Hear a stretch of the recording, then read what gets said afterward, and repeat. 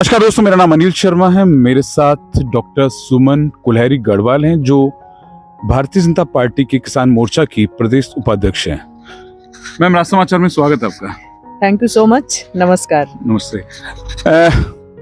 भाजपा किसान मोर्चा ने आपको जैसे ही आप बनी उसी के साथ आपको सीकर की एक जिम्मेदारी दे दी, क्या कहेंगे मैम? जी हाँ, मैं इसके लिए भारतीय जनता पार्टी का आभार व्यक्त करती हूँ, हमारे नेतृत्व का आभार व्यक्त करती हूँ कि उन्होंने किसान परिवार से होने से मुझे भारतीय जनता पार्टी और राजस्थान में किसान मोर्चा का उपाध्यक्ष बनाया, सम्मान दिया, एक दायित्व दिया। और इसी के साथ जब राजस्थान की सरकार 4 साल से लोगों की कोई देखभाल में बिल्कुल फेल्योर साबित हुई और प्रदेश एक गर्त जैसी स्थिति में चला गया, ऐसे में राजस्थान की जनता के लिए जब भारतीय जनता पार्टी ने एक जिम्मेदार विपक्ष होने के नाते एक स्टैंड लेते हुए जन आक्रोश यात्रा जब निकालनी थी प्रदेश भर में, तो मुझे किसान मोर्चा की ये जिम्मेदारी देने के साथ ही श्री माधोपुर में जन आक्रोश यात्रा का प्रभारी बनाया। मैम, जन आक्रोश यात्रा निकली, हमने देखा कि आपकी काफी वीडियोस, काफी खबरें भी खूब निकली, लेकिन मैम आप नवलगढ़ से हैं और बाद में कहते हैं कि जब शुरुआत होती है कि काफी नेता जब जरूरत पड़ी उस समय जब लोग नवलगढ़ के जो पॉलिटिशियंस हैं, जो भाजपा के हैं, वो यहाँ जन आक्रोश यात्रा निकाल रहे थे, आप पहुंच गई सीकर। भारतीय जनता पार्टी एक बेहद अनुशासित और कार्यकर्ताओं की पार्टी है और आप एक जर्नलिस्ट हैं, आप इस बात को समझते हैं कि एक सिस्टम होता है, एक प्रक्रिया होती है। भारतीय जनता पार्टी ने जब इस कार्यक्रम को इम्प्लीमेंटेशन का जब आंदोलन के लिए फेज जब इसके हुए, तो एक पूरी व्यवस्था होती है कि शीर्ष नेतृत्व अपने कार्यकर्ताओं के माध्यम से ही इस आंदोलन को चलाना था। उसमें पार्टी की गाइडलाइन जो होती है, पार्टी सिस्टम में रहकर काम करना, तो जब एक कार्यकर्ता के रूप में जब उन्होंने मुझे एक सिपाही के तौर पे श्री माधोपुर भेजा, श्री माधोपुर पार्टी का कार्यक्रम सुचारू रूप से संचालित करने के लिए हम एक प्रभारी के तौर पर वहां गए। अब चूंकि नवलगढ़ मेरा घर है और किसान मोर्चा में मैं किसानों का काम देख रही हूँ, लेकिन अनुशासन और गाइडलाइन और पार्टी का सिस्टम, उसके तहत जिम्मेदारी जहाँ मिली मैंने काम किया।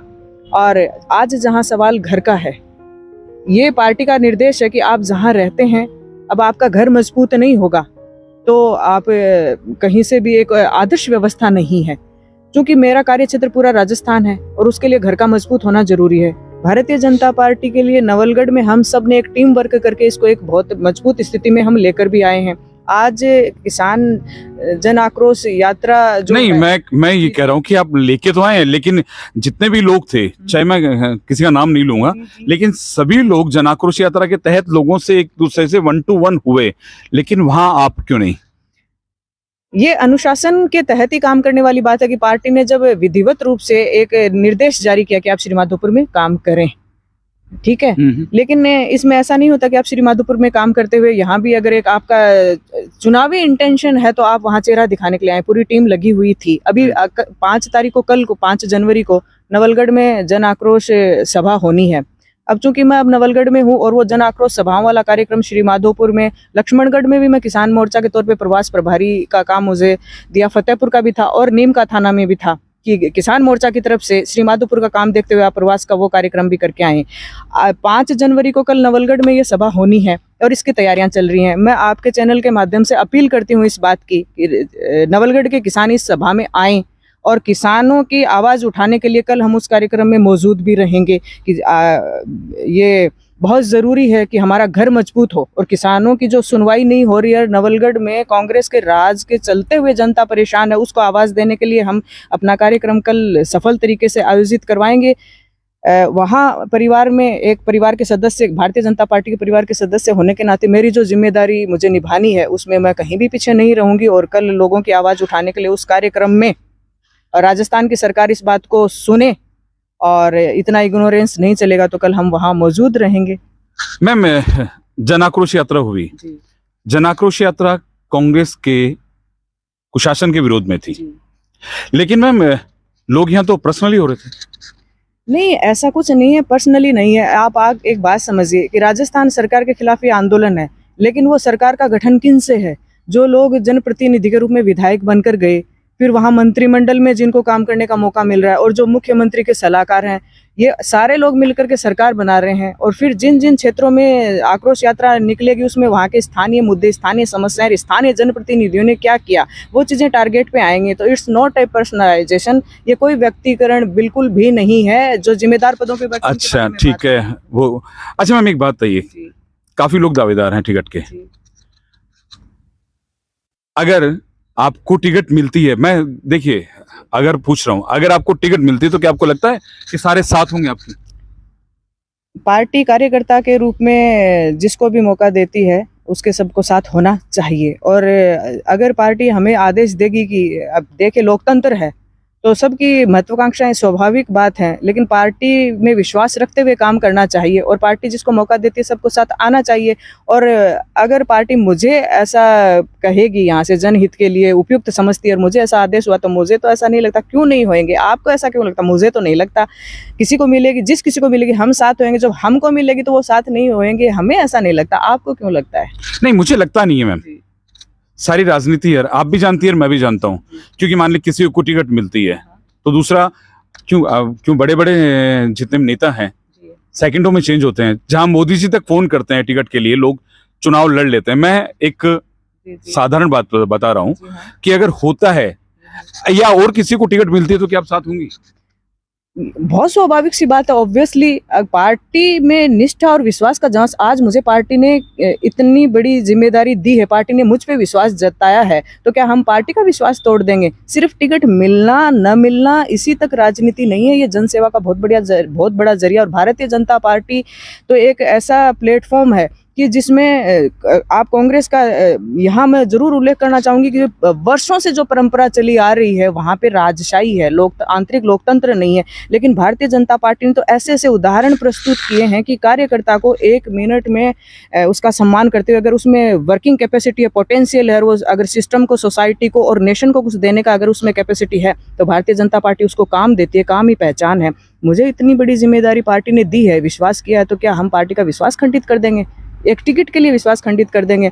जिस किसी को भी मिलेगा हम यहाँ से पार्टी को जिताने के लिए सुमन कोलारी जी कह रही हैं कि अगर किसी को भी टिकट मिलती है मैं अपनी पार्टी का विश्वास खंडित नहीं करूंगी, और ये आशा भी करती हैं अगर पार्टी मौका दे तो सभी को साथ होना चाहिए। मैं फिर उसी सवाल पे आता हूं, कितने दिन आपका प्रवास रहा बाहर? मेरा जन आक्रोश यात्रा के दौरान गांव में जितने दिन भी ये रैली चली, गांव में गए, तो मैं नवलगढ़ का एक भी कार्यक्रम जन आक्रोश यात्रा का इसलिए ही अटेंड नहीं किया कि मैं प्रवास पर ही रही। वहाँ पर श्री माधोपुर रही, नीमका थाना गई, मेरे को जो दायित्व मिला, ऐसा नहीं है। मुझे हाँ, लोगों में उत्सुकता जरूर थी। नवलगढ़ के बहुत लोगों ने, किसानों ने, पार्टी के कार्यकर्ताओं ने, स्वाभाविक सी बात है, मुझसे संपर्क किया कि यहाँ जन आक्रोश यात्रा चल रही है, हम आपको ढूंढ रहे हैं। पार्टी सिस्टम की प्रक्रिया की जहाँ बात आती है, आदेशात्मक निर्देशात्मक रूप से, तो पार्टी का एक जो सच्चा कार्यकर्ता होता है उसको फॉलो करता है। हमारे यहाँ के लोगों की जो जिज्ञासा रही कि उन्होंने हमें ढूंढा, उन पोस्टर्स में ढूंढा, उन गाड़ियों के काफिलों में, गाँव की सभाओं में ढूंढा, ये उनका मेरे प्रति जो लगाव और जो एक मेरा उनसे एक कम्युनिकेशन है, एक नेटवर्किंग है कि मैं यहाँ लोगों की समस्याओं के लिए लड़ती रही हूँ और पूरी संजीदा तरीके से नवलगढ़ में हमने लोगों की आवाज़ उठाई है। तो लोगों ने हमें जहाँ इस बात के लिए संपर्क किया, हमने अपने लोगों के पास मैसेज भिजवाया कि जन आक्रोश यात्रा में वहाँ पार्टी का दायित्व होने की वजह से हम यहाँ नहीं है, लेकिन जहाँ जरूरत पड़ेगी हम आपके बीच में मौजूद रहेंगे। नहीं, मैं ही कह रहा हूँ कि जहाँ आप नहीं दिखी हैं तो लोगों ने आपको टिकट की दावेदारी, मैं साफ कह रहा हूँ, टिकट की दावेदारी से कई लोगों ने कहा कि क्या सुमन कोलारी गुडबाल बीजेपी में नहीं है क्या? अगर नहीं है तो क्योंकि लोगों के दिमाग में था। ऐसा तो खैर आजकल देखिए ऐसी बात नहीं है, सोशल मीडिया का जमाना है और ऐसी कोई बात नहीं है। हर आदमी शिक्षित और जागरूक बहुत है। भारतीय लोकतंत्र की परिपक्वता का एक बहुत बड़ा सोपान हमने ये तय किया है कि शिक्षा के साथ साथ जागरूकता का जो स्तर है वो इतना सा, आप देखिए कि एक जमाना था इसी लोकतांत्रिक व्यवस्था में जब गांव मिलकर ये तय करता है कि हमारा नेता होगा, हम इसको चुनाव लड़ाएंगे। आप प्रतिस्पर्धा का आज दौर देखिए, ये प्रतिस्पर्धा एक तरीके से अच्छी भी है और जागरूकता का भी ये रिजल्ट है। तो गांव ढाणे में बैठा आदमी भी सोशल मीडिया से जुड़ा है, तो ऐसी कोई बात नहीं है कि कोई ये सोचता है कि वो पिक्चर में नहीं है। आज गाँव में बैठा आदमी देश विदेश को देख लेता है, तो ये तो सिकर और श्रीमाधोपुर की बात है, उनको इस बात का यानी कहने का मतलब है कि श्रीमाधोपुर तो अभी झांकी थी, पिक्चर में बाकी है। श्रीमाधोपुर हाँ अभी पिक्चर बाकी है। यानी कल जन आक्रोश रैली की सभा है, बड़े लीडर्स आएंगे, ये सभी लोग वहां पर होंगे, लेकिन अपना दायित्व जो पार्टी ने निर्देश दिया उसको निभाने के लिए ये यहाँ नहीं थी। और सबसे बड़ी बात है कि अनुशासन सिपाही जो अगर अनुशासन में रहे तो बहुत आगे तक जाता है। हम तो कामना करते हैं कि आप एक अच्छे लेवल पे जाएं। जी हाँ, मैं बिल्कुल इस बात के लिए आपकी आभारी हूँ और किसानों के लिए काम करना मेरी प्राथमिकता है।